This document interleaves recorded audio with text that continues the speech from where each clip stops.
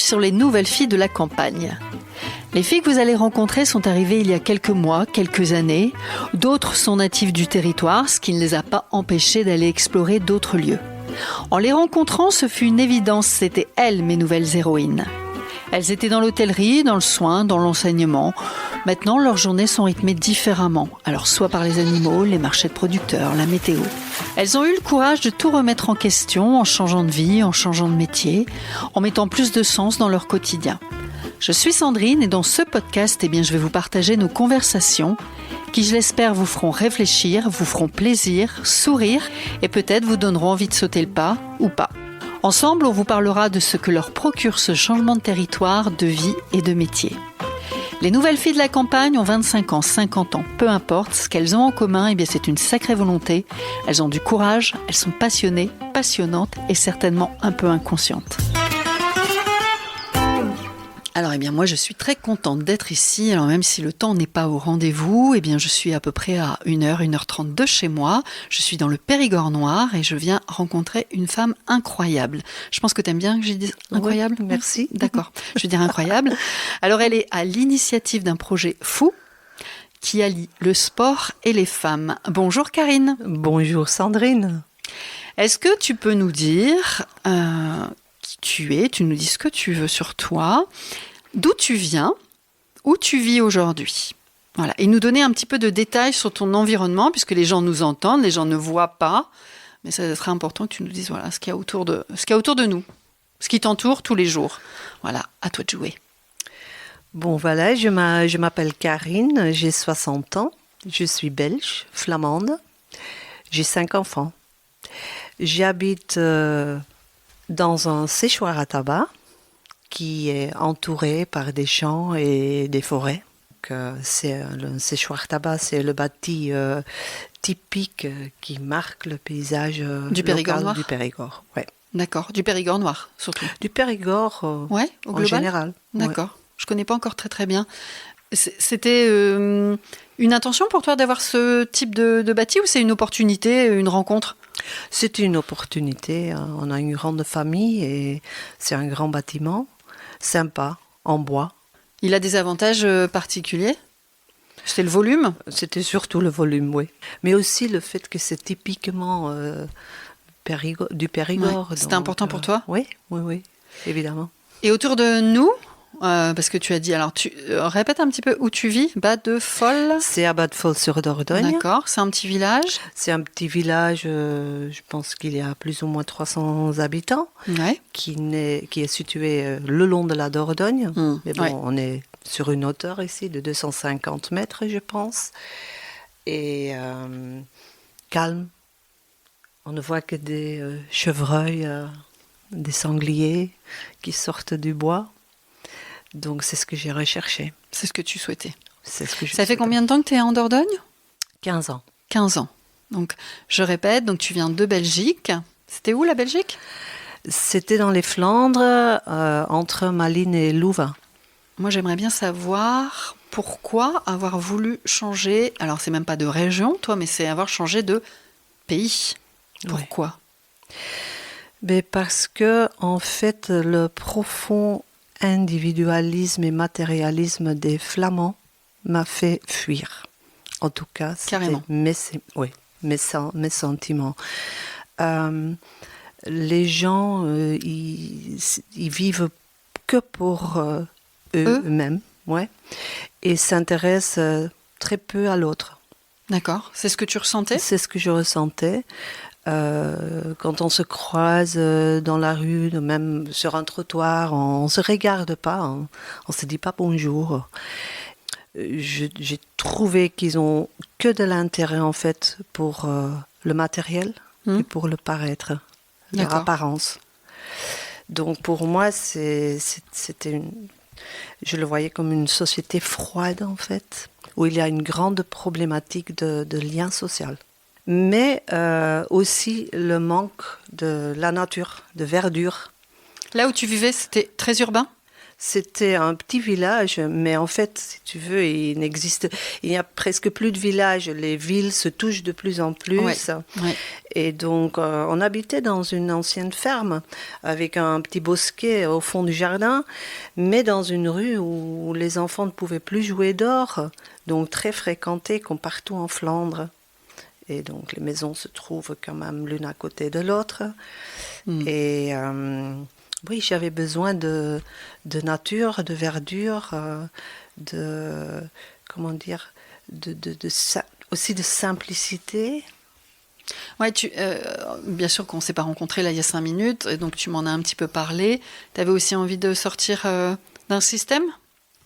Oui. Donc, ce système, cette société de consommation, j'ai trouvé que c'était très très présent dans les Flandres. Et moi, j'avais besoin de retrouver l'essentiel d'une vie. Et c'était impossible pour moi de le retrouver là-bas. Et c'était viscéral, c'était vraiment très profond à l'intérieur de toi. Ouais. Comment tu le ressentais d'ailleurs ?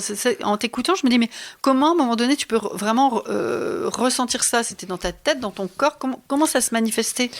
Mais c'était le tout, c'était les gens, c'était le stress, les bouchons partout, même pour amener les enfants à l'école.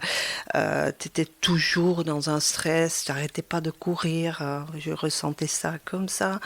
Après, bon, voilà ce que je viens de vous dire, c'est de paraître, cet manque de chaleur humaine, Ouais. si on dit. Ouais. Solidarité. Oui. Oui, toutes ces choses-là, à un certain moment, m'ont fait comprendre, mais c'est pas ça ce que je veux. Je veux pas continuer ma vie comme ça. Et surtout aussi, je voulais donner à mes enfants l'occasion de jouer dehors, d'être dans la nature, au lieu d'être enfermés dans une chambre à jouer des jeux vidéo. Et voilà, bon. Même si à la campagne, je peux dire qu'ils jouent. Bien sûr. Ils jouent quand même aux jeux vidéo, hein, mais je comprends tout à fait. Voilà. Ok, donc c'est ça les éléments principaux qui t'ont fait changer. Alors, tu avais envie de changer de vie, mais alors pourquoi finalement la France et pourquoi la Dordogne ? Est-ce que il n'y a pas de campagne en Belgique ? Très peu. Oui, dans les Ardennes, évidemment, il y a plus de verdure que... Mais non, je voulais faire un plus grand pas. Ah, tu voulais faire un gros changement. Oui. Et ça a été quand même un choix bien étudié. J'ai bien étudié la carte de la France. Il y a une anecdote là-dessus, donc qui est importante. Vas-y, tu vas nous expliquer parce que ça peut peut-être en inspirer certains ou certaines. Alors vas-y, raconte-moi l'histoire de la carte. Ben oui, j'ai cherché toutes les cartes possibles et imaginables de la France. Ouais. Où se trouvaient les centrales nucléaires, les autoroutes, le climat, même les déchets nucléaires. Et donc, j'ai mis toutes ces cartes l'une à côté de l'autre. Ouais. Donc, ce sera où ? Et ben, ça sera la Dordogne. D'accord. Donc, ça veut dire que la Dordogne, alors après toutes tes petites études, là, ce territoire-là avait le moins de nuisances visuelles, sonores, pollution, écologie, oui. etc. Oui. C'est ça. D'accord. C'est ça. Tu devrais revendre cette étude. Ah ouais, et t'as pris du temps pour faire ça ? On va dire 6 mois quand même. Ah ouais. Oui, donc t'as vraiment bien étudié le truc. Oui. Et après, on a loué un camping-car et on a fait un tour en Dordogne, évidemment. Ok. Donc, avant d'étudier, non, faire tes statistiques, non mais tu la connaissais pas, la Dordogne ? Non, pas donc du tout. Donc tu as étudié, tu t'es dit c'est ça, c'est le territoire qu'il me faut. Ouais. On y va en camping-car. C'est ça. Et là, tu arrives en camping-car, qu'est-ce qui se passe ? Ben là, on a trouvé que ce pays des Bastides, ouais. parce que c'est là qu'on se trouve quand même, était la plus belle région de la Dordogne. D'accord. En tout cas, c'est ton coup de cœur, il est venu ici. Voilà, c'est mon coup de cœur. Ok. Ouais. Très bien. Donc, il y avait des intentions. Donc, tu voulais un gros changement et il y avait quand même pas mal d'intentions écologiques derrière. Oui, c'était d'abord donc un retour à l'essentiel. La simplicité ? La simplicité, la sobriété. Ouais. Mais c'était en même temps un nouveau départ, en fait. Comment dire c'était un nouveau départ. J'ai voulu faire consciencieusement un pas en arrière, ouais. mais j'ai mis en question notre mode de vie. Tu as remis en question ton mode de vie. Nos habitudes, nos certitudes, notre consommation. Ok. Et tes enfants, ils avaient quel âge là, à ce moment-là? 8 et 10 ans. Et le plus petit avait 2 ans et demi. D'accord. Et les deux plus grands, ils étaient déjà très grands. Ils étaient déjà quasiment partis. D'accord. Ok, très bien. Et finalement, pour réfléchir à la vie, etc., tu aurais pu aller faire une semaine de retraite dans un temple bouddhiste? Tu n'étais pas obligé de déménager? Non? Je ressentais que c'était impossible. Pour moi, c'était impossible dans les Flandres. D'accord. Parce que j'étais entourée par des gens qui étaient pleins dans cette société de consommation et je ne trouvais pas quelqu'un qui me comprenait, qui m'écoutait. D'accord. Donc voilà. Ok, très bien. Qu'est-ce qui te plaît le plus ici? Depuis que tu es là, donc toi ça fait quand même quelques années, mais s'il y avait une ou deux choses vraiment sur lesquelles tu pourrais plus t'en passer aujourd'hui, ne me dis pas que c'est le vert dehors, s'il te plaît. Mais quand même, ça reste la nature, hein, le fait d'être entouré par la nature. Mais aussi, je trouve qu'il y a beaucoup de producteurs locaux. Il y a beaucoup de petits marchés où on peut encore acheter des légumes vraiment frais et vraiment biologiques. Ouais. Et ça aussi, c'est un truc qui me tient à cœur. Ouais. Et ce qu'il y a aussi, c'est que les Périgourdins sont quand même très accueillants. Et en plus, c'est un département magnifique avec les villages historiques, les splendides paysages, les rivières. Donc, je les vois encore tous les jours. Après 15 ans, c'est toujours... Ouais, tiens, c'est bien ce que tu dis là. Ouais. Effectivement, après 15 ans, tu es encore toujours émerveillé quand tu ouvres ta fenêtre ou quand tu te déplaces en voiture, comme on l'a fait tout à l'heure. Ça reste très important pour moi. Et surtout quand je retourne en Belgique pour voir ma famille, parce que ma maman, elle est quand même encore en vie. Ouais. Alors, quand je reviens, c'est ça direct qui me frappe. C'est ça ce qui me fait de nouveau respirer, ce qui me détend. C'est le paysage. Le paysage. Ouais, je comprends. Oui. Et tu sais, il y avait en fait, dans les Flandres, il y a un manque d'air, il y a un manque d'espace, je me sentais enfermée. Ah oui, non, je vois complètement. Enfin, en tout cas, je peux te comprendre. Ouais. Ouais, ok. Donc c'est vrai, ça c'est ce qui te plaît le plus ici. L'arrivée sur le territoire, elle s'est bien passée. Il n'y a pas une anecdote particulière? Non, on a été très très bien accueillis par les voisins. Même aidés, parce qu'à certains moments, je me rappelle, il y avait un hiver, c'était en 2011, mais il faisait moins 17, on n'était pas encore super bien. Oui. Moins 17? Oui, on a eu un hiver très sévère. Et alors, il y avait les voisins qui nous amenaient de la viande, des trucs à manger, parce qu'on ne pouvait pas faire des courses. N'oublie pas tes bras. On ne pouvait pas faire des courses. T'es pas italienne plutôt que belge parce que... Non, je suis quand même très active, je pense, c'est ça. Je vais t'attacher les mains dans le dos. Ouais. Donc tu disais, il venait te ramener des choses.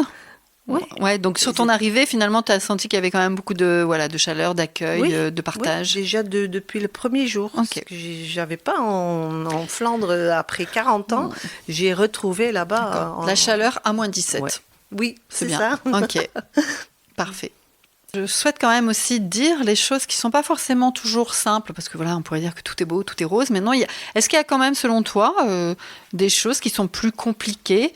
Alors, je ne parle pas forcément de la Dordogne, moi je parle de la ruralité au global. Pour moi, le seul problème, c'est l'accès à la santé, si vous voulez. Les médecins, les dentistes...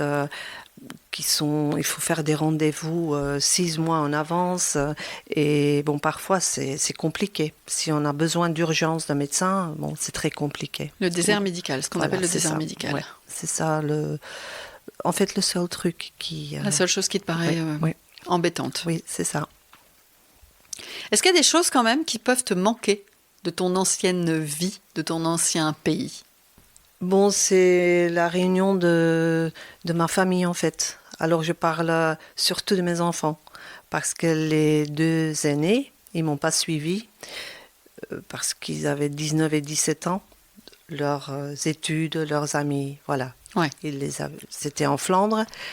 Et bon, voilà, c'est ce qui me manque parfois. De ne pas les retrouver plus souvent, de ne pas être plus souvent ensemble. Tous ensemble. Ouais. Bon, moi j'ai envie de te parler quand même bientôt de ce super projet. Tu vas nous en parler, mais j'aimerais quand même qu'on passe quelques minutes sur ton ancien job, sur ce que tu faisais en Belgique, parce que c'est pas anodin. Donc, qu'est-ce que tu faisais comme métier lorsque tu étais en Belgique ? Oui, j'étais commissaire adjointe à Molenbeek. Donc voilà, j'ai travaillé à la police dans une commune assez problématique. Oui. Si donc, les gens ont suivi l'actualité. Oui. Et donc après 10 ans, en fait, j'ai démissionné quand même parce que j'étais enceinte de ma fille et il y avait un manque de personnel dans le monde de la police. Et je n'ai pas obtenu un job adéquat. Un aménagement ou... Voilà, non. J'étais dans le service des gardes, je faisais des nuits, des heures supplémentaires, je ne savais jamais à quelle heure je rentrais. Et à Molenbeek, il y a des choses qui... Pas beaucoup de police et beaucoup d'activités sur le terrain, c'est ça ? C'est ça. Aussi la confrontation, bon, c'est moins agréable de le dire, mais avec des cadavres quand même. Et voilà, j'étais enceinte et j'en pouvais plus. Ouais. Mais le commissaire en chef, qui était de la vieille génération, il voulait rien savoir de... Il comprenait pas. Il comprenait pas du tout. Non. D'accord, donc c'est toi qui... Alors que tu l'aimais ton métier, tu l'as choisi ? Je l'ai choisi, mais j'ai pas choisi la bonne commune. D'accord, ouais. Si j'aurais pu faire ce métier dans un autre village, une autre commune autour de Bruxelles, par exemple, ou même à la campagne ou dans une ville comme Louvain, ça aurait changé beaucoup, oui. Ouais, là, il faudrait que tu... Mais j'ai pas été renseignée. Je n'avais que 19 ans quand je suis rentrée à la police et c'était... il y avait des places et j'ai sollicité et voilà, j'ai été embauchée. À l'époque où tu y étais, c'était déjà ce qu'on a pu voir après dans les médias, c'était déjà chaud bouillant ? C'était très chaud déjà. Oui. Beaucoup de rébellions, des émeutes. Ça ne m'étonne pas ce qui s'est arrivé. Après ? Oui. Est-ce que le fait d'être passé par la police, est-ce que tu penses que ça a accentué ton envie de respirer, de changement d'air, de vivre à la campagne ? Est-ce que ce passage dans la police et tout ce que tu as pu voir, etc., ça t'a aussi poussé dans ce changement de vie ? Ou c'est pas forcément ça ? Pas encore à cet âge-là, non. D'accord. Ce que ça a surtout fait, ça m'a forgé mon caractère quand même dans ce monde d'hommes qui était la police ou qui est peut-être toujours la police. Mais en tout cas, dans cette période-là, c'est que c'était très dur. Il n'y avait pas beaucoup de femmes ? Non, il y avait très peu de femmes. Il n'y avait pas non plus le respect pour la femme. Ah oui. J'étais jeune et donc je sortais de l'école, je ne parlais pas encore très bien le français, même pas maintenant. et donc, des commentaires, des remarques... machistes ? Oui. Sexistes, machistes ? Oui. Et t'as dit... J'ai commencé comme agent de police. Ouais. Et après, j'ai fait ma formation. Et en 88, j'ai été nommée commissaire adjointe. Là, j'étais la plus jeune commissaire adjointe de toute la Belgique. Ah ouais ? Donc, effectivement, j'avais une belle carrière devant moi. Mais non, je voulais être d'abord maman. J'aurais aimé combiner les deux. Ouais, mais c'était pas possible. C'était pas possible. Enfin, en tout cas, ils t'ont pas laissé le choix, l'opportunité. Voilà. Et donc, j'ai choisi... pour une vie, plus régulière. Plus stable. Voilà. Ça t'a manqué au départ ? En fait, j'ai jamais regretté. J'ai jamais regretté parce que, il y avait encore autre chose. La corruption, ça correspondait pas du tout avec mes valeurs. Oui. Donc... Oui. Enfin, quand on te connaît, là, aujourd'hui, effectivement, et quand on sait tes aspirations et tout, il y a un truc qui coince, quoi. Quand vous avez décidé en famille de venir vivre à la campagne, en France en tout cas, est-ce que est-ce que ton entourage, ta famille, tout ça a été favorable ? Pas du tout. Pas du tout. Même jusqu'au jour d'aujourd'hui, Ah oui? ça n'a jamais été compris ou soutenu par ma famille, mes parents et ma sœur. Pourquoi? Comme ça. Enfin, Écoute, mon père, il me disait, on a toujours été là pour toi, et maintenant c'est à toi d'être là pour nous. Ah. Donc voilà. alors, ton entourage n'était pas forcément favorable à votre départ. Néanmoins, ça n'a pas impacté ta décision. Tu étais déterminée. Oui, quand je prends une décision, effectivement, je suis déterminée. Parce que c'était bien réfléchi. Ce n'était pas impulsif, cette décision-là. Donc, Ouais.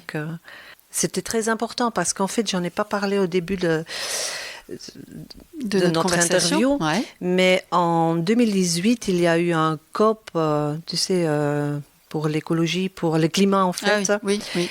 Et à ce moment-là, j'ai écouté une interview c'était une grand-mère qui était là pour défendre un peu, comment dire, pour ses petits-enfants, pour sauver. Ouais, ouais. Et elle disait que l'air dans les Flandres était aussi pollué que l'air au-dessus du Ruhr, et du Pau en Italie, qui sont deux grandes zones d'industrie quand même. Et quand j'ai entendu ça, Ça t'a marqué? là, j'ai dit, bon, voilà, ça marquait. Et là, je me suis dit, maintenant que je sais ça, je ne veux pas rester ici, je ne veux pas que mes enfants Ouais. continuent à respirer cet air pollué. Bon, de l'autre côté, je sais évidemment que l'air est pollué partout, mais quand même, ça, à ce moment-là, c'était important pour moi pour faire le pas. Donc là, quoi qu'il arrive, tu avais pris ta décision Ouais. et en plus avec ça. Ouais. Est-ce que tu penses qu'il y a un bon moment pour changer de vie, selon toi, voilà, quand des gens se posent la question, est-ce que toi, tu penses qu'il y a un bon moment? Mais Est-ce que tu as un conseil là-dessus? C'est-à-dire, si tu as des enfants, oui.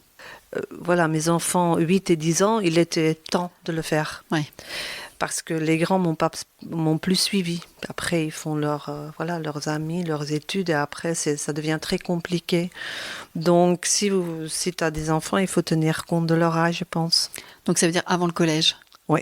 Voilà. Oui. Ça, c'est une des choses. Et il y a autre chose, tu penses? Parce qu'il y a un autre bon moment.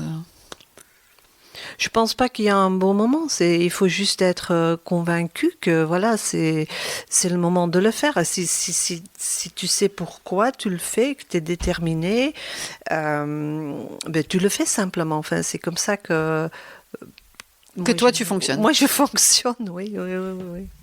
Ok, mais effectivement, l'âge des enfants a quand même peut-être une...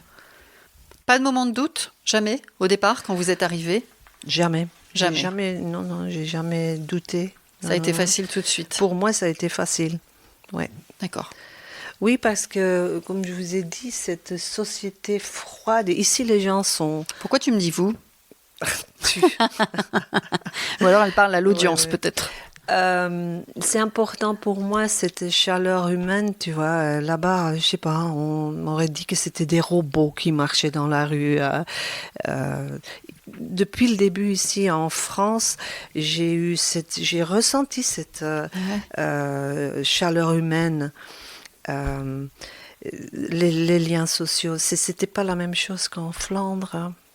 C'est marrant ce que tu dis parce que hier quand on s'est vu, je te disais moi ce qui peut peut-être me manquer depuis mon changement de territoire, c'est un peu l'accès à la Belgique avec la convivialité, les estaminets, mais bon, c'était pas la même Belgique. Non. Ok. Bon, je pense que... Est-ce que tu es prête à nous parler de ce fameux projet que tu as initié il y a quelques mois maintenant? C'est ça, hein? C'est quelques mois. Alors ce projet, est-ce que je te laisse la primeur d'en parler. Comment il s'appelle ce projet? Les reines du foot. Les reines du foot. Oui. Alors, je pense que qui de mieux que toi pour en parler?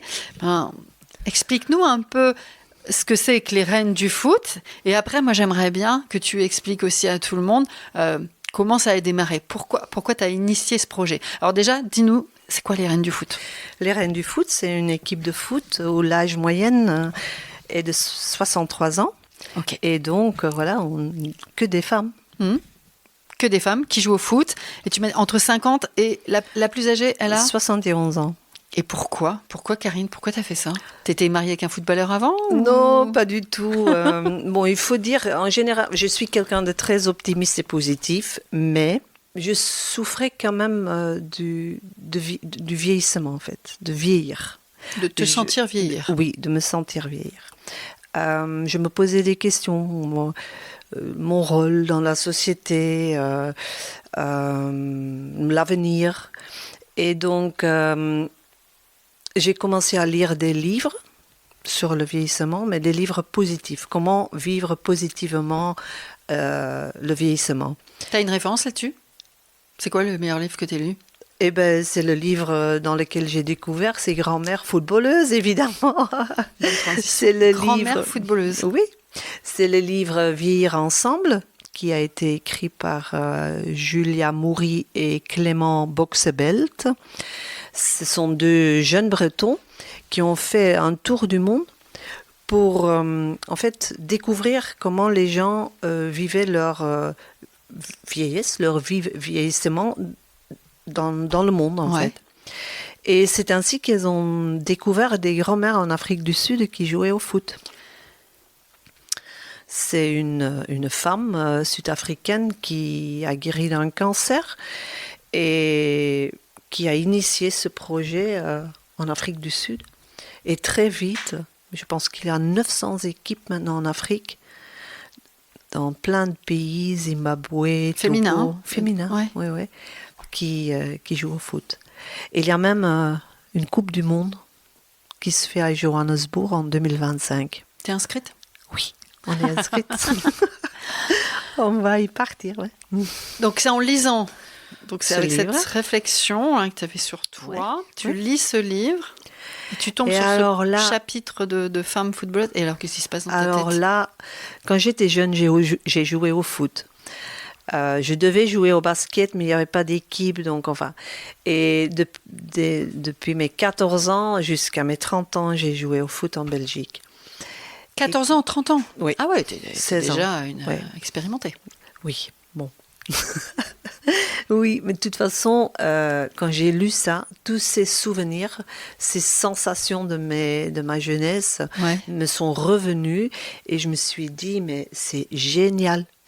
Ça m'a boosté, ça m'a donné de l'énergie et je me suis dit... Juste à la lecture, déjà juste à en la lisant. lecture, juste cette découverte, oui, voilà, ça m'a donné des frissons.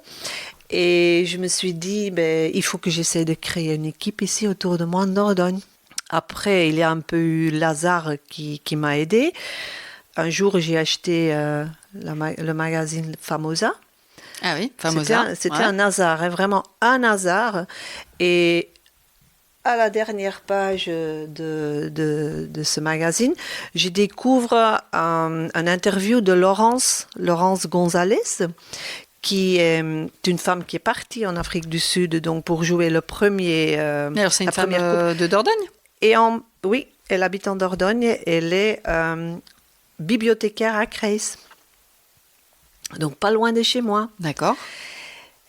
Et j'ai été à sa rencontre. Tu l'as contactée? Oui, par Famosa. Ouais. Top, Et- bravo Famosa. Oui, c'est super. Ouais, ouais. c'est super. Et donc, voilà, on s'est rencontrés. Elle m'a raconté son aventure en Afrique du Sud. C'est peut-être la prochaine femme à C'est peut-être interviewer. peut-être. Pourquoi pas?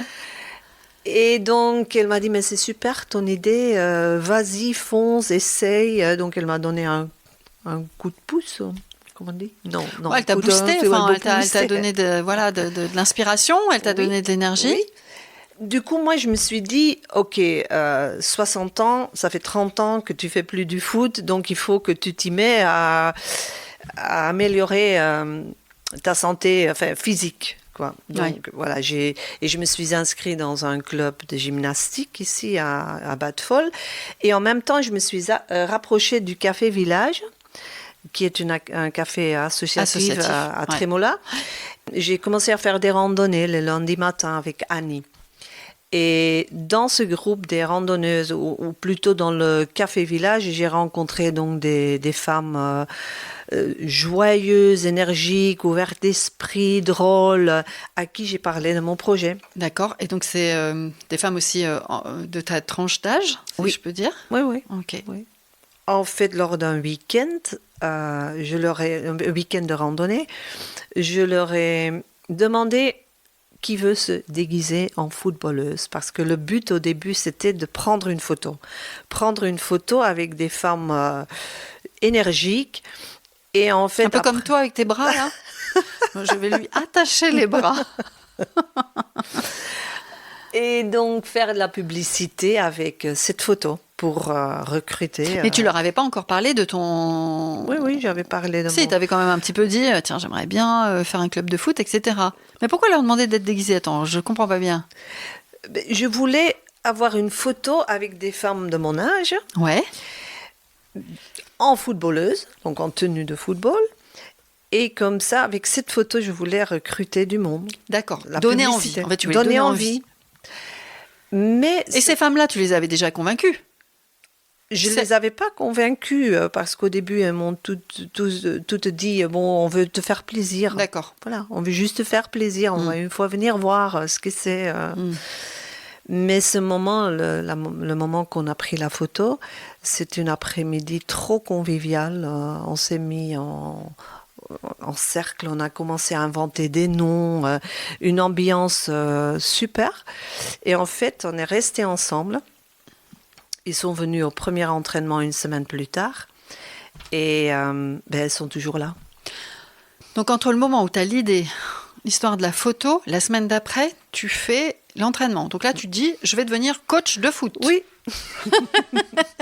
Oui, j'ai quand même oublié des précisions. Une étape, c'est-à-dire que j'étais à la recherche d'un terrain de foot, un club de foot évidemment, mais à Calais, qui se trouve à 4 km de Trémola, le président, je le connais, et j'ai proposé mon initiative.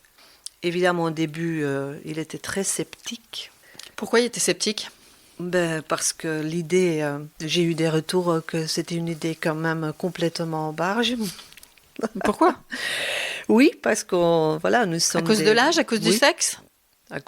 Surtout à cause de l'âge, évidemment. D'accord. Mais il m'a suivi, il était d'accord. Donc voilà. Très bien, c'est le principal. C'est le principal. Ça veut dire qu'il a changé d'avis quand même. Oui, je l'ai pu convaincre, peut-être par mon enthousiasme, par ma détermination. Par tes gestes avec les bras, peut-être. Tu l'as hypnotisé. Il s'est dit, j'ai peur si elle me tape avec ses bras. Voilà, il a mis à disposition le terrain, les vestiaires, les maillots. Ouais. Et au mois de juillet, on a commencé à s'entraîner. Donc là, c'est juillet 2023. C'est oui, ça. Oui. Et là, il y a combien de filles avec toi la première fois ? La première fois, on était 6, on dit 8, peut-être maximum 8. Ouais. Et aujourd'hui... Aujourd'hui, vous êtes combien ? 26, 27, une trentaine. Ce qui est très très bien. Ouais. En moins d'une année. C'était en très peu de temps. Un succès énorme, ouais. Et je voudrais que tu reviennes sur cette création d'équipe de foot, C'est partie de ton constat de vieillir, que tu n'avais pas envie de mal vieillir, c'est ça ? Oui. Donc santé, c'était santé, bien-être. Santé, mais c'était aussi activité, peut-être aussi à ce moment-là le besoin de liens sociaux, d'amis, de copines. Ouais. En fait, c'était les sensations de ma jeunesse qui me revenaient. Et c'est-à-dire, justement, être avec des copines, faire du sport, s'amuser, se marrer, avoir du plaisir, chanter. Je me voyais en déplacement dans un minibus en train de chanter des chansons. Tu vois, je voyais tout ça. Et en fait, c'est ça ce qui m'a boosté. C'est ça ce qui m'a donné l'énergie d'aller plus loin. Je voulais retrouver tout ça. Et aujourd'hui, c'est fait ? Je pense qu'on a réussi, oui. Karine, c'est toi qui, grâce à tes questionnements et donc à cette lecture de livres, qui a eu envie de te lancer dans cette aventure des Reines du foot. Après, tu n'as pas été seule. Comment ça a fonctionné ? Oui, effectivement, l'initiative était la mienne. Ouais. Mais le succès, c'est dû à toutes ces reines, à toutes ces femmes qui apportent une par une pierre, je ne sais pas comment on doit dire. La pierre à l'édifice, on dit. Une pierre à l'édifice. l'édifice, oui. C'est toi l'édifice. Donc non, c'est vraiment ça le succès. Leur contribution à chacune. Leur contribution à chacune. Aussi leur humour. Leur personnalité. Leur personnalité. Ça, j'ai pu le voir hier soir. Oui. Oui, et donc c'est ça le succès des Reines du foot. Donc c'est le collectif. C'est le collectif, D'accord. effectivement. C'est ça que tu voulais dire ? C'est ça ce que je voulais dire et que je veux peut-être profiter de cette occasion pour remercier aussi toutes ces reines de m'avoir suivi dans ce projet et d'avoir créé tous ensemble ce beau, ce belle perspective pour l'avenir. D'accord. Ouais. Ok. Très bien. Comment tu as fait pour recruter toutes ces filles, toutes ces femmes qui ont des parcours différents ici sur le territoire? Donc la majorité d'entre elles, c'est un peu comme toi et moi, ce ne sont pas des natives, je pense. Ouais. Il y a des Françaises, il y a des gens qui viennent d'Angleterre, je pense. On a une Hollandaise, on a une Anglaise, on a des Belges. Ouais. Alors comment tu as fait pour leur donner envie de te rejoindre et de faire ça? Je pense que c'est l'ambiance qui était dans notre groupe, le plaisir de jouer de nouveau, tu sais, comme en fait un peu les sensations de l'enfance. Ouais, comme des gamines, on va dire. Comme des gamines, oui. Des gamines. Les rires qui ont fait que les filles, je les appelle les filles, on en parlait. Moi aussi, je les appelle les nouvelles filles de la campagne. On en parlait à leurs copines. Après, il y a quelques filles qui ont déjà joué au foot et qui en ont entendu parler et qui sont venues nous rejoindre aussi. Et voilà, petit à petit, on a fait un peu de publicité quand même avec des petites affiches. Oui, on a pris des photos. Et maintenant, ici, dans les alentours, on en parle un peu partout. Oui, oui, dans l'équipe au complet. Combien avaient déjà fait du foot et combien n'avaient jamais touché un ballon? On est à 5 ou 6. Qui avait fait du foot avant. D'accord. Oui. Donc Patricia, c'est ça? Patricia avait déjà fait pas mal de foot. Patricia, Chris, Kinou, Fabienne, donc d'accord. Moi et Laurence. Voilà. Ok, et les autres, elles n'avaient jamais touché un ballon. Okay. Mais tout le monde a un peu ses motivations. Hein. Donc je veux dire, par exemple, Marianne, elle a lu. Elle a peur d'attraper, d'avoir l'Alzheimer. Ah ouais. Et donc, elle a dit, moi j'ai lu un livre dans lequel il y avait marqué que pour éviter d'avoir Alzheimer, qu'il faut apprendre des nouvelles choses. Aussi bien intellectuellement, mais aussi physique. Et donc ça, c'est pour elle, ça a été la motivation. D'accord. Après, d'autres motivations, vas-y, dis-nous un peu. Oui, il y a une qui m'a dit, pour moi, Christelle, c'est un challenge. Moi, je veux savoir ce que je peux encore faire à mon âge. Après, Claudia, c'était un rêve d'enfance. Quand elle était jeune, elle voulait jouer au foot, mais elle ne pouvait pas de sa mère. Elle devait faire la danse. Oh, pitié. Ça ne lui a pas plu du tout. Donc, elle est super contente que maintenant, elle peut s'éclater sur un terrain de foot. Et en plus, elle est très forte. Ouais. Myriam, qui elle est hollandaise, pour elle c'était un moyen justement de créer des liens sociaux. Elle n'avait pas beaucoup ça fait 2 ans qu'elle habite ici. Ouais, elle a retrouvé connexion. Voilà. Ouais. Elle s'est fait des amis grâce à ça. Elle s'est fait des amis. Et ça c'est pour la plupart d'entre nous, c'est ça qui est important quand même. Donc on est un groupe de 26-27 copines. D'accord. Et vous venez toutes, finalement, ça c'est important je pense à dire, déjà on le découvre sur le territoire et moi je le vois à travers les nouvelles filles de la campagne, vous venez toutes des fois d'environnements, de jobs différents. Oui. Vous n'êtes pas tous vous n'avez pas toutes la même histoire et néanmoins aujourd'hui vous êtes toutes amies, vous vous réunissez grâce aussi à cette activité, ce sport et ce lieu. Oui.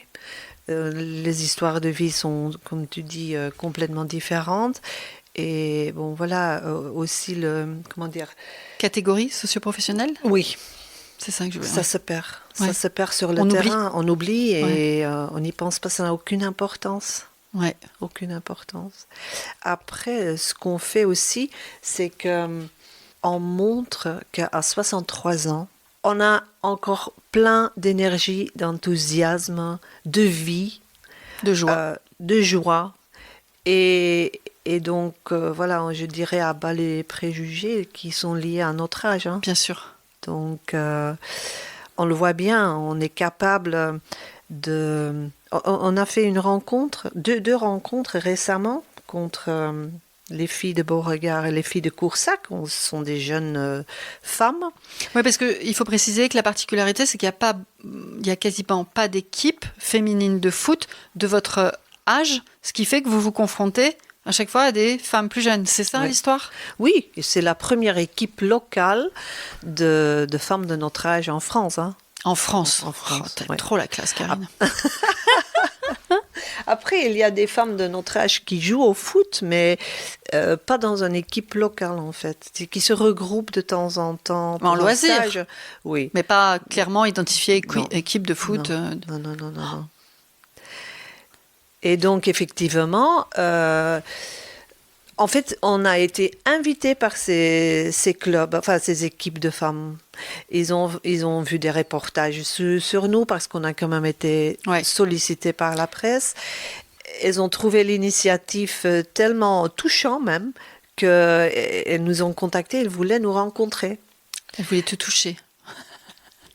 Un autographe, Karine, un autographe. Non, mais c'est surtout notre état d'esprit. Notre joie de vivre, je dirais, notre bonne humeur aussi, qui apparemment est communicative. Oui, elle voulait voir en vrai, si tu veux, qui on était. Et bon, voilà, c'était des rencontres. C'est elles qui vous ont fait la haie d'honneur sur la vidéo ? Oui, c'était les filles de Coursac, qui nous ont fait la haie d'honneur, oui. Il faut savoir qu'il y a un compte Instagram et un compte Facebook, les Reines du Foot. Attention, sur Instagram, c'est les Reines du Foot 24 et sur Facebook, c'est les Reines du Foot. Mais comme ça, vous pourrez voir les petites vidéos où on les applaudit, où on va les toucher comme ça et on demande des autographes. Ok. Mais je pense que le succès est dû aussi au fait qu'en fait, enfin, on fait une chose pour nous-mêmes, tu vois. On a éduqué nos enfants, on est mariés, on a fait du bénévolat. Et là, c'est du me time, comme disent les Anglais. C'est du me time. Moi. On a du plaisir ensemble. On fait une activité il faut quand même dire, on fait quand même une activité physique, ce qui est super à notre âge, pour notre santé. J'ai des vidéos. Et voilà, on joue entre copines. Et ce moment pour nous-mêmes, pour se faire plaisir, c'est très important pour nous, le monde. Un moment à vous, en tout cas. Un moment. Voilà. Dans la vie d'une femme, effectivement, il n'y a pas toujours beaucoup de moments vraiment à soi, choisis pour soi. Parce qu'on est pendant longtemps à s'occuper de nos enfants, etc., etc. Donc là, c'est vraiment du bon moment pour vous. Oui, c'est ça le plus important ? Non, c'est pas le plus important. Le plus important, parce qu'il n'y a pas que ça. On fait donc une activité physique et on donne aussi la possibilité à chaque reine, si tu veux, à chaque fille de progresser. Aussi, ça, c'est important, le fait de savoir, d'avoir cette activité physique pour rester en bonne santé. Donc ça, c'est important aussi. Et avec des niveaux différents dans l'équipe, hein, tu m'as dit. Oui. C'est pas facile à gérer, ça ? Je pense que non, parce qu'il n'y a pas du tout une compétitivité, il y a une bienveillance de l'une vers l'autre, il y a une cohésion, voilà. Non, je pense pas que... C'est sûr qu'il y en a qui attendent plus que des autres, qui veulent s'améliorer, mais il y en a qui le font juste pour le plaisir. Mais on a une super bonne ambiance et ça se passe très bien. Est-ce qu'aujourd'hui, il y a d'autres femmes du territoire ou alors en France qui éventuellement vous auraient contacté parce que vous les avez inspirées et elles ont envie de faire la même chose ? Oui, récemment, j'ai eu un téléphone d'une femme de l'Indre, l'Indre-et-Loire. Enfin, c'est quand même à 4 heures d'ici. Oui, plus haut, beaucoup plus haut. Et c'est une femme de 38 ans. Elle me dit, voilà, nous, on est à plusieurs de notre âge et on laisse nos places aux jeunes filles pour jouer. Donc en fait, si tu veux, ils avaient pris leur retraite dans le monde du foot. Mais le fait d'avoir vu nos reportages leur a donné l'idée de continuer et aussi d'essayer de créer une équipe avec des vétérans. D'accord. Au Et foot, on est vétéran au à foot. quel âge? Oui, 35 ans. D'accord. Ouais. Ok. Et ils nous ont invités comme équipe d'honneur au mois de juin, quand ils vont donner leur tournoi, quand ils organisent un tournoi, la première fois aussi avec des équipes vétérans de femmes. Et ils nous ont invités parce D'accord. elles nous sont reconnaissantes d'avoir De les avoir inspirés. inspiré. Voilà. Est-ce que tu peux nous dire comment finalement ça se concrétise? Vous entraînez combien de fois par semaine? Vous vous voyez combien de fois par semaine? Enfin, ça se passe comment? Si demain je veux te rejoindre, vas-y, dis-moi. Vends-moi Eh du bien, rêve. on a 2 entraînements par semaine, le mardi soir, entre 19h et 20h30, et le jeudi matin, 9h. 9h, 10h, 10h30. Comme ce matin. Comme ce matin, par mauvais temps, c'est en salle. En salle à la Linde. C'est très bien que tu me dises la salle. D'ailleurs, tu m'as parlé d'une forme de football que je ne connaissais pas. Ça s'appelle Le walking foot ou le foot en marchant, en fait. D'accord. Ça, c'est une variante qui est née, si tu veux, en Angleterre en 2011. Et en fait, on ne court pas, on marche. Mais bon, on marche, c'est intensif parce qu'on ne fait que se déplacer. Et C'est une marche active quand même. Oui. C'est une marche Oui. sportive. C'est sur un plus petit terrain, mais ça se joue aussi bien en salle que sur le terrain. Et en fait, c'est surtout pour des seniors 55 plus, hommes et femmes mixtes, pour justement que les passionnés de foot peuvent continuer à jouer au foot même après 55 C'est en fait ans. une version adaptée. C'est ça. Donc quand tu es en salle, vous faites ça? Oui, on a commencé à faire ça aussi pour pour l'avenir, pour continuer à donner la possibilité, Ouais, par pour se dire par qu'on peut le exemple, faire aux doyennes plus longtemps. de notre équipe de pouvoir continuer encore à faire du foot. Comment elle s'appelle, la doyenne? C'est comment son prénom? La doyenne, c'est Martine et Isabelle. Ils ont le même âge. Et après, c'est Joël. Donc, tu es à l'initiative de ce projet et en même temps, tu es la coach. Oui, je suis la coach. Tu es la coach. Et comment tu as appréhendé ça? Tu t'es formée? Oui, donc j'ai mon expérience de ma jeunesse, ça c'est sûr. Ouais. Pour le walking foot, j'ai fait une formation. Et là, bientôt, le 18 mars et le 26 mars, on va faire à 3 une formation d'éducateur Sportif. Coach sportif, oui. Une formation de la fédération de foot, une formation officielle. D'accord. Donc après, tu auras ton diplôme, carrément. Oui. Oui, pour pouvoir varier les entraînements. Oui. Est-ce que vous avez écrit, je sais pas moi, une espèce de charte ou un tableau avec les valeurs de votre équipe ou ce que vous voulez véhiculer? Ce serait quoi? Ben oui, on veut motiver les femmes de 50 plus de faire du sport ou même de chausser les crampons. Mais ça peut être un autre sport Ouais. collectif aussi, tu vois. Parce que c'est justement le sport collectif aussi qui fait que ça a un succès. Il y a plein de femmes qui n'ont jamais fait de sport collectif et se retrouver comme ça, cette cohésion, c'est important, c'est motivant. Après, on veut aussi inciter les clubs de foot à ouvrir leurs portes aux femmes de notre âge. Ce qui n'est pas le cas aujourd'hui? Ce qui n'est pas le cas de tout. Non, pas du tout. Pas du tout.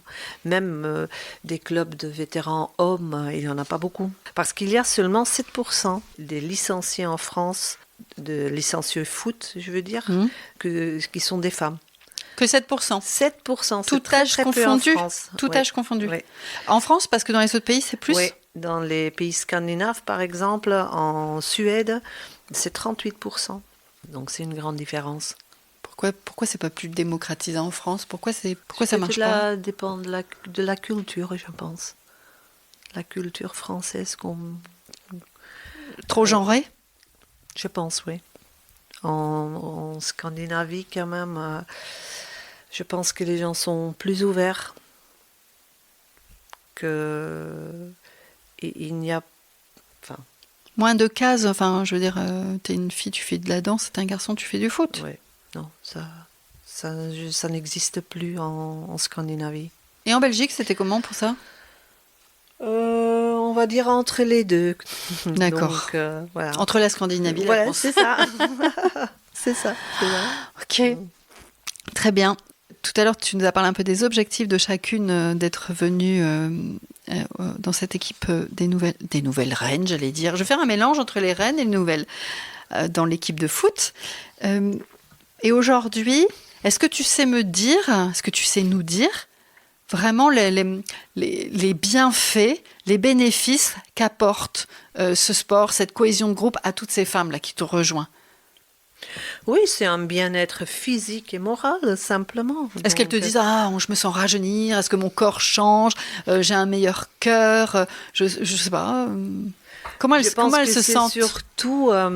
C'est surtout le moral. Le moral d'être plus heureuse, d'être plus joyeuse. Je dis notre état d'esprit, c'est du bonheur. Et je pense que hors du terrain, tu rentres à la maison. Comme Ariane, elle me disait, la première fois quand je rentre à la maison, j'avais un sourire jusque derrière les oreilles. Mon mari m'a demandé, mais qu'est-ce qui t'arrive? Et ça, ce sentiment, tu l'amènes à la maison. Enfin, oui. Tu l'amènes avec toi. Ouais. Donc la pratique de l'activité physique fait du bien là-haut, dans la tête. Ce sont les endorphines qui font que tu te sens beaucoup mieux. Donc globalement, c'est le plus gros retour que tu peux avoir de toutes ces femmes, c'est ça? C'est la joie de vivre, le bien-être, le bonheur. Et le fait d'être entre copines aussi. Ouais. Parce qu'on chante. On a fait tu chantes en faisant du foot. Effectivement, tu ne dois pas courir très vite. C'est-à-dire, il y a surtout Maryse, elle sait mettre l'ambiance dans le groupe, mais dans les vestiaires ou après une rencontre, on chante des chansons. Et... Est-ce que vous buvez de la bière dans les vestiaires? Bon, on était un peu surprises que les filles de Beauregard, après le match, ils nous ont amené un pack de bière. Et effectivement, il y a eu quelques reines qui ont bu de la bière, oui. C'est Bénédicte, je pense, qui m'a dit qu'elle décapsulait les bières avec ses dents. Oui. Je voudrais pas voir pas toutes ses dents. Elle a plus toutes ses dents. Non, pas toutes les reines. Ok, ça marche. Je vais quand même te demander un truc. Est-ce qu'il y a des choses difficiles dans ce projet au quotidien? Enfin non. Est-ce qu'il y a des choses plus compliquées selon toi quand tu portes un projet comme celui-là? Je le ressens pas compliqué, mais pour moi c'est un full-time job là, donc je fais plus que ça. Entre organiser les entraînements, les rencontres, rechercher des sponsors. Tu recherches des sponsors là, hein? Oui. Vas-y, dis-le très fort dans le micro. Mais surtout pour avoir des maillots. Des maillots reines du foot. D'accord, il faudrait qu'on appelle Décathlon, je crois. Si Décathlon, tu nous entends. Et aussi parce qu'on veut participer à quelques tournois. Donc, au mois de juin, il y a un tournoi en Espagne, un tournoi international. Il y aura des équipes du monde entier, des femmes de notre âge, qui vont jouer un tournoi. Et c'est pour ça aussi qu'on aimerait avoir des tenues, comment dire, un peu plus professionnelles, enfin un peu plus, pour qu'on soit bien représenté. Ok, on note. Dans les choses les plus compliquées, tu dis c'est pas compliqué, mais effectivement aujourd'hui pour toi c'est une belle charge de travail, des responsabilités, des projets. Je pense en plus que en même temps tu fourmilles d'idées. On voudrait aussi faire des portes ouvertes. Des rencontres amicales comme on en fait, parce qu'on voit que notre initiative, je vois que ça rend beaucoup de femmes heureuses et j'ai envie de rendre encore plus de femmes heureuses, tu vois, que ça se répand un peu en France et que... Bon, pourquoi pas faire un petit tour de France et donc aller à la rencontre des clubs féminines et essayer d'inviter des femmes de notre âge qui viennent participer à nos entraînements, jouer avec nous un petit match parce qu'il n'y a aucune compétitivité, il n'y a pas de contact, ce n'est que du plaisir. et ça Oui. ça te donne les larmes aux yeux. Oui, mais c'est vraiment, c'est vraiment très satisfaisant de voir parce que ça est créé ici dans une toute petite commune à la campagne quand même où il n'y a rien qui se passe et, euh, et voilà que ça met de l'ambiance. Bon. Bah, tu as dit un truc important, c'est pour ça que ça me... C'est quand tu dis, ouais, rendre les femmes heureuses. Est-ce que tu peux me dire vraiment aujourd'hui ce dont tu es la plus fière? Je ne vais même pas dire que je suis fière. Je suis juste très heureuse que mon initiative, justement, a rendu toutes ces femmes heureuses. C'est ça, que je vois, que j'ai créé de la joie chez toutes ces femmes et aussi que maintenant j'ai 26 copines, que j'ai créé des amitiés et que moi-même aussi j'en ai plein maintenant. Et oui, ça te renforce, l'avenir est beaucoup plus joli maintenant qu'avant mon projet. Ça donne des perspectives. On a plein de projets ensemble. On veut partir en week-end de cohésion ou une journée de cohésion. On va partir en Espagne ensemble. Bon, on a fait des repas ensemble. Vous allez faire une colocation un jour? C'est le prochain projet, tu vois. C'est le prochain pour projet. vraiment les vieux jours, on fera une ça serait colocation. top, ça serait super de pouvoir créer cette colocation ou cohabitation entre seniors, enfin entre mes reines, quoi. Ça serait super. Est-ce qu'il y a un moment ou une rencontre que tu as envie de nous partager, qui a vraiment été importante, enfin voilà, depuis ces mois, là, ces semaines? Dans le cadre du projet, bon, c'est la rencontre avec Laurence. C'est la rencontre avec Laurence Gonzalez qui m'a motivée pour mettre en œuvre ce projet et qui a toujours resté derrière moi. Et en fait, on a... Comme une mentor? Oui, si vous voulez, oui. Oui. T'arrêtes de me vouvoyer. Oui. Donc, en fait, elle a créé son association Les Amis Foot. Elle a commencé à créer cette association en même temps que moi, les Reines du Foot. Et on s'est dit depuis le début, on ne veut pas être concurrente, on veut avancer ensemble, la main dans la main. Et on ne se connaissait pas trop. Bon, on a eu des deux côtés quelques doutes quand même, mais on a continué à croire l'une dans l'autre. Et bon, voilà. Et moi, j'y suis arrivée. Et elle, avec son association, elle y est arrivée. Et je pense qu'on pourra, dans l'avenir, encore co-construire des vivre choses plein de moments ensemble. Grâce à ce projet, est-ce qu'il y a des nouvelles opportunités qui se sont ouvertes à toi, alors soit par des projets, des rencontres, des choses que tu n'aurais peut-être jamais pensé faire? Déjà passer à la télé? Oui, ça c'est sûr. Faire un podcast? Oui. Non, mais je ne sais pas, dis-moi. Oui, la télé et même, voilà, on a une proposition d'un documentaire. Un documentaire, ouais. C'est simplement génial. Mais bon, j'ai jamais pensé à tout cela. Non, bien sûr, voilà, tout s'est enclenché grâce à ce beau projet. Oui, mais c'est la rencontre avec des femmes, mais aussi avec des hommes passionnés par le football. Enfin, pas seulement passionnés par le football, là je parle surtout des hommes. Je dois dire aussi qu'on a quand même été soutenus par des hommes dans notre action. C'est-à-dire, il y a le président du club, mais aussi le président du district de foot de la Dordogne qui est derrière nous. Et maintenant, le président des éducateurs en Dordogne qui nous soutiennent. Et ça donne, comment dire, ça donne envie de continuer. Toutes ces rencontres,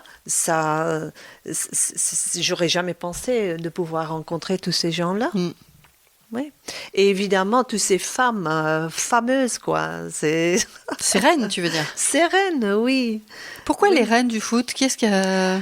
Ah, ça c'était Clotilde. Malheureusement, Clotilde, elle ne peut toujours pas nous rejoindre parce qu'elle a un problème de santé.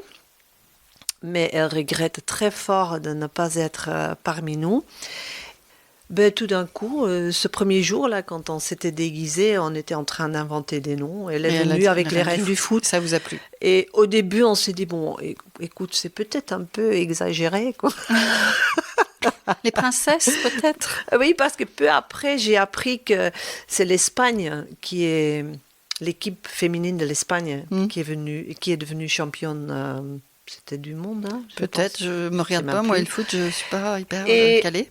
Ils étaient, donc sur les réseaux sociaux, on parlait des reines du foot. Donc on parlait des reines du foot, mais c'était pas vous, c'était elles.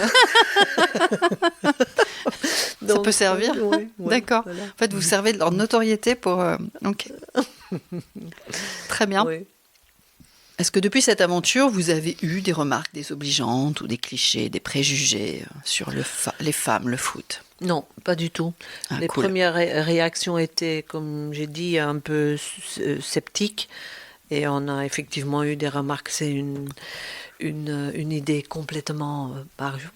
Mais bon, à part ça, non. Et puis ça s'est très, très rapidement envolé. Enfin, ça oui, parce qu'on a vu que c'était un succès. Personne n'a cru, en fait, dans ce succès. Mais bon, voilà, ils n'ont pas eu le temps de se poser beaucoup de questions ou de nous juger parce que ça marchait. De suite. Ok. Dans mes dernières questions, je voulais te demander, est-ce que ça a changé quelque chose en toi, en tant que femme? En tant que femme À part que tu as des encore plus jolies cuisses qu'avant.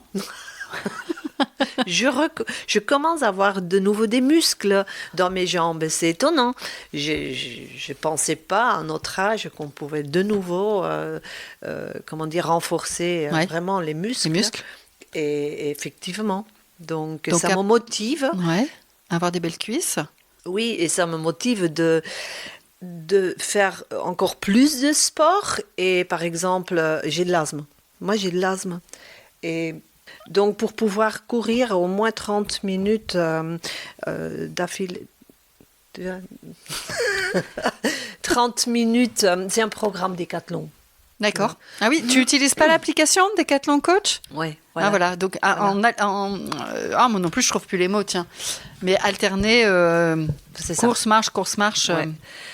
Et apparemment, tu peux très vite, si tu progresser pour pouvoir quand même courir pendant 30 minutes. Ok. Enfin, pas courir. Simplement continuer à courir sur un terrain de foot le temps d'un match. Donc, en général, c'est 20 minutes qu'on joue. Ouais. Et ça me motive de faire ça, d'aller encore un petit peu plus loin pour que j'arrive à tenir un match entier. Donc, grâce aux résultats physiques que tu as pu voir, là, là, ça te donne envie d'aller plus loin. Oui. Donc, c'est quoi qui a changé en toi, alors? C'est le physique? C'est le physique, mais c'est surtout aussi... je ne pense plus à ces questions que je me posais avant sur le vieillissement, sur mon rôle dans la société, tu sais, en vieillissant. J'ai un rôle maintenant. Tu ne serais pas juste qu'une mamie qui attend ses petits-enfants en faisant du gâteau au chocolat, c'est ça? Tu voulais être autre chose que ça? Oui, c'est ça, mais c'est vraiment un projet. Je veux aller plus loin encore avec ça. Ça a éclairé mon avenir, en fait. Je ne sais pas si on dit ça. Mais... Si, c'est bien. Oui. C'est bien. J'ai des retours magnifiques. Hein. J'ai eu une jeune femme qui m'a dit, quand on a vu vos vidéos, vos émissions, enfin, pas émissions, mais petits reportages. Là, tu te vois, en fait, son avenir, elle va devenir présentatrice de téléfoot. Ça existe encore? Non, pas du tout, mais je pense qu'elle a 34 ans ou quoi. Elle m'a dit, tu sais, maintenant, j'ai plus peur de vieillir. Et ça m'a fait plaisir parce qu'en fait, là, comment on dit ça, la boucle est bouclée. Parce que c'est ça. C'est Pari réussi. Oui. chez moi, c'est un peu parti de ce sentiment. Enfin, j'avais pas peur de vieillir, mais je me posais quand même pas mal de questions. Et alors, il y a une autre femme qui m'a dit, en fait, toi, tu m'as fait comprendre qu'à n'importe quel âge, on peut commencer n'importe quel projet. Quoi. Nouvelle activité. Oui, ou vraiment un projet même. Créer, entreprendre ouais. en fait. Oui, c'était super. Oui. C'est top. Ces retours sont très importants. Ouais. Est-ce que tu penses que, alors je précise bien que je ne souhaite pas faire le procès de la ville et l'éloge de la campagne. Maintenant, ma question c'est, est-ce que ce que tu as entrepris ici, est-ce que tu penses que tu aurais pu le faire dans ton ancienne à la ville? Ah non. En Flandre, oui. Non. Parce que, bon, voilà, je suis toujours convaincue que la mentalité là-bas, c'est le paraître, c'est l'apparence. Ce qui m'a beaucoup touchée aussi, premier entraînement, c'était en été, on est tous arrivés en short à notre âge. Notre âge, évidemment, nos jambes ne se ressemblent plus à des jambes de mannequins, de modèles. Donc, mais personne, tout le monde s'en fichait. On est arrivé avec des jambes toutes blanches, avec des jambes pleines de cellulite. Et personne ne se gênait, se posait des questions. Mais je te rassure, en ville, ils ont de la cellulite aussi. Oui, mais je ne pense pas qu'ils vont les montrer aussi facile qu'ici. Oui. Et surtout pas dans les Flandres, je pense. Ah, d'accord. La cellulite n'existe pas en Flandre. Ouais. Ok. Donc ça veut dire que sur un territoire, en campagne, en ruralité, il y a des choses qui sont plus faciles à faire. Il y a un engouement qui est plus important. C'est pourquoi les femmes les reines ont pris cette occasion de, comment dire, ils ont l'opportunité. Ça leur a été présenté, cette ambiance de partir avec le flux, ou comment on dit ça. Elles ont pris le wagon, elles ont pris le train en route. Oui, je pense que... Mais le lien avec la ruralité, ce que t'en vois, est-ce que tu penses que être sur un territoire rural nous offre la possibilité de mener des projets plus fous? Pour sortir de l'isolement, peut-être. Et que ça fonctionne plus vite. Ça fonctionne, parce qu'il n'y a pas grand-chose quand même qui se passe si on à n'est la pas, campagne. Ouais, si nous, on n'est pas moteur, en fait. Oui. Après, c'est vrai que on a eu quand même, je ne sais pas si je peux dire la chance, il y avait ce café village, ce café associatif. Ouais. Qui fonctionne super bien grâce à Joël. On a déjà réuni des gens de la campagne dans ce café sur village. Ce lieu. Donc, voilà. Donc ça a aidé, ça c'est sûr, ça a aidé. S'il n'y avait pas eu le café village, tu penses que ça aurait été peut-être moins rapide peut-être? Moins rapide, parce que c'est quand même comment est-ce qu'on dit ça, le noyau de notre équipe. C'est connu au café village. Au café village. Ouais. Très bien. Est-ce que, en quelque sorte, finalement, ton initiative, elle est quand même chouette pour la campagne? Ouais. Oui, bon, je pense que ça contribue effectivement à la dynamisation des territoires ruraux. Voilà. Et ce qui se passe aussi, mais je ne sais pas si c'est important, mais avec ce walking foot maintenant, ce foot en marchant, j'ai aussi essayé de réveiller quelques hommes autour de nous, des hommes seniors, pour justement participer à ces matchs-là. À ces matchs. Et il y a eu des très bons retours, aussi bien des femmes que des hommes, que cette mixité pendant ce tournoi était intéressant. Et donc, mon but est maintenant de créer une équipe masculine. Tu vas pas t'arrêter là, toi. Non, mais je veux pas m'en occuper. Je veux être à l'initiative de la créer. Voilà, initier. Okay.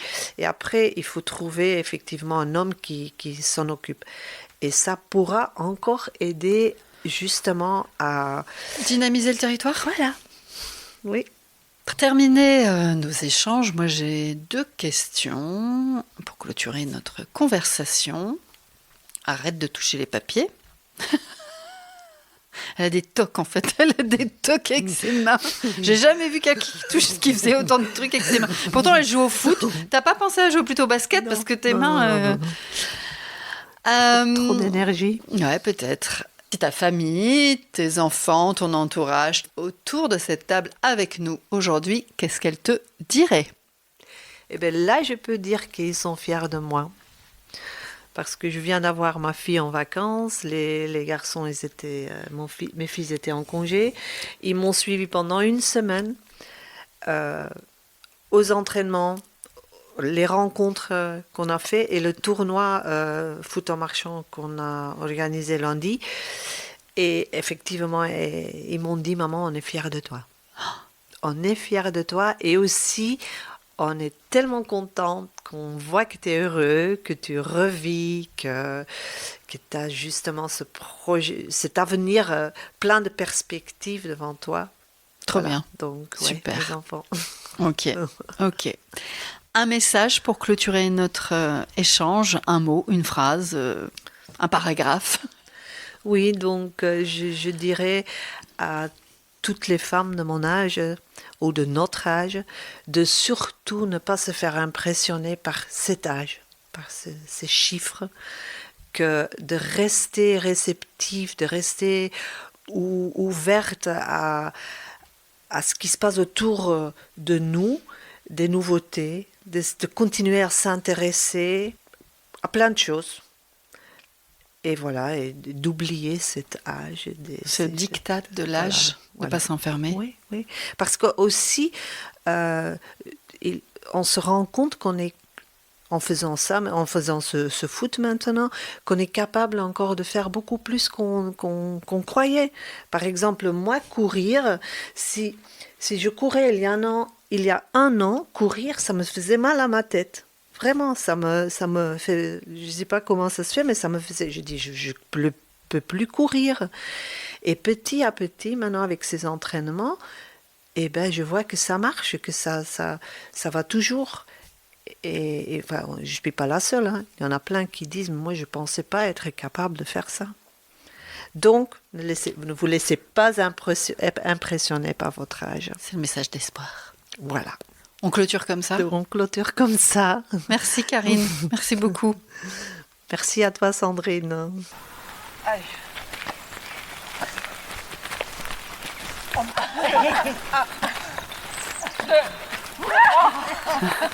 a l'air d'avoir une très bonne ambiance. Oui. Ah oui. Bien. Ah, le chiffon, il faudrait pas. Ça donne envie de venir. Oui, sincèrement. Elle est grande. Elle a pêche. Pas la même, hein. Pas la même. Mais on n'a que 2. C'est pas possible. Oui. Si, regarde. Si, c'est pas possible. Bon, c'est fini. 5, 7. Oui. Presque. Faut faire pousser tes bras, Joël. Oui, et puis les jambes aussi.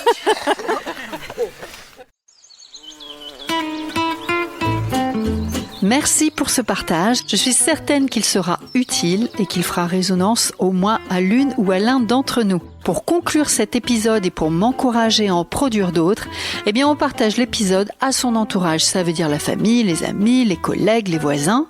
Et le Graal, eh bien ça serait d'aller mettre des étoiles et des commentaires sympathiques sur Apple Podcast et Spotify. Abonnez-vous à la chaîne de podcast pour être informé puis pour recevoir facilement les nouveaux épisodes.